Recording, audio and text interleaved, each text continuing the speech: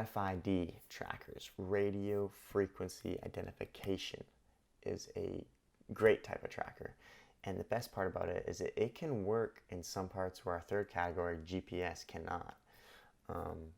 As you know, GPS requires a cell signal. RFID, it's its own system. You're measuring electromagnetic waves. You have a tag and a searcher. It's like a couple, and they communicate back and forth. The one device has a reader, which just looks for the signal of the tag. So you've got the tag piece that goes on the drone, and then you have a reader device that will try and read the location of it. Some of these are fairly inexpensive too. In fact, they're often used for tracking animals as well, like your cat or your dog. Check out this one. This is probably one of the neatest user-friendly options. It's called Tabcat. Look at the little cat. It's got a little Tabcat. It used to be called Locator. It's a Locator brand. And so you see here, this is the searching device, and this here is the tag. So you put the tag on your drone, and then you use your searching device. And this one, it uses a system of lights and beeps audio-visual cues, so you can go where it is, and you go boop, boop, boop, boop, boop, boop, boop, boop, boop,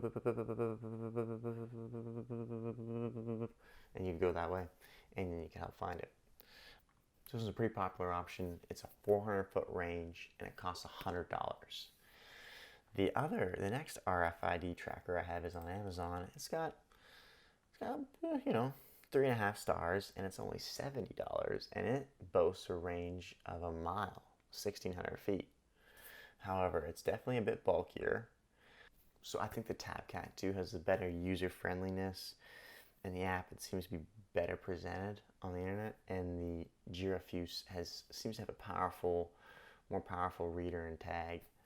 Now, one thing about these ranges, these are often optimal conditions. You're talking about an open field. If you're flying in the forest or in around behind a building, that range is going to be drastically cut down with RFID. You may have originally a range of 1,600 feet, like this one claims, but if you're in thick trees, it may only be 300 feet. So it's kind of touch and go with RFID for some of these kind of cheaper systems, but this next RFID system is badass. We're talking about the Marco Polo drone tracking system. Tracking and recovery made easy. Literally says track and recover lost drones with our rugged advanced tags. It isn't specifically even meant for cats and dogs. This thing is meant for drones. It can survive in the most demanding conditions, so waterproof. You crash into a pond a mile away, and you can still find it with your Marco Polo. I do like the name too. If you think about the game Marco Polo, it's literally like you're playing a game when you're searching for it. That's clever. The only thing about this system that is kind of tough is the price point. If we take a look at the price here, you're looking at dishing out $235 for one. It's not cheap, but like I said before, it will work in areas where there's no cell service. So as last time I'm about to talk about, GPS requires a cell signal to send you the location of the drone. If it doesn't have a cell signal, you ain't getting nothing. So Marco Polo may be your best option if you're always flying in an area with no cell service. The range on that Marco Polo is 2 miles. So best range yet. But like I said, optimal conditions, too many things in the way, that's going to be cut down. All right, the last type of tracker. Now these get pretty popular actually when some of the earlier drones were released. GPS trackers. Everyone thought, oh, the first DJI Phantom, this thing is expensive, really valuable. We gotta have a GPS tracker for it. And there were some trackers released such as, this one, Dronescape Find the Drone. This is an old tracker. This is like from 2000, I don't remember, 14 or 13 maybe. And if you look, it actually uses 2G network. 2G.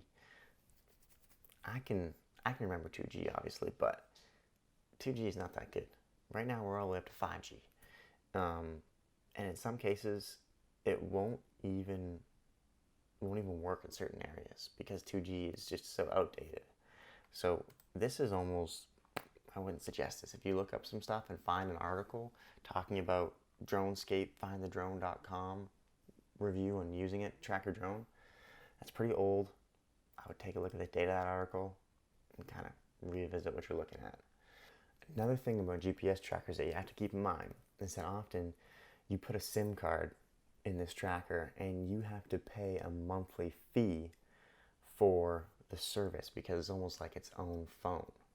And for example, for this tracker here, the TK102, how it works is you actually, when you lose it, you text the number.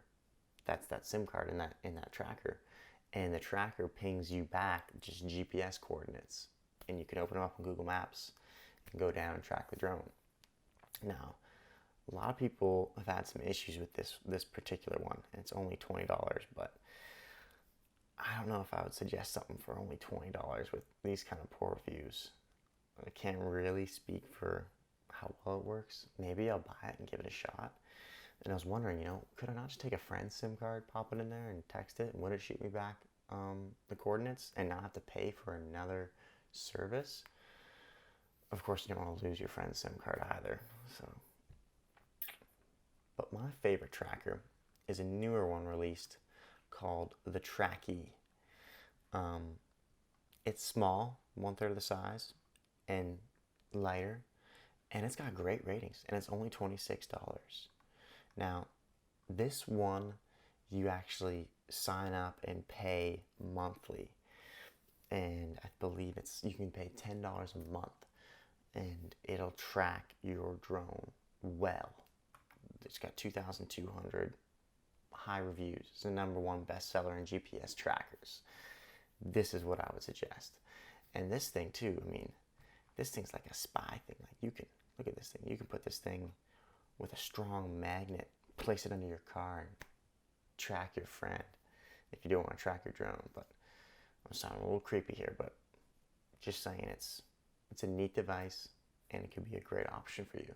And GPS will track you. There's no range on GPS. If you've got cell service, it'll tell you where it is. So your range, your drone could fly 10 miles till the battery dies and drops on top of a tree. And you can just pull open your phone, pull open your app on here, track your Tracky, and you can be there however long it takes you to run 10 miles and climb up the tree and get your drone.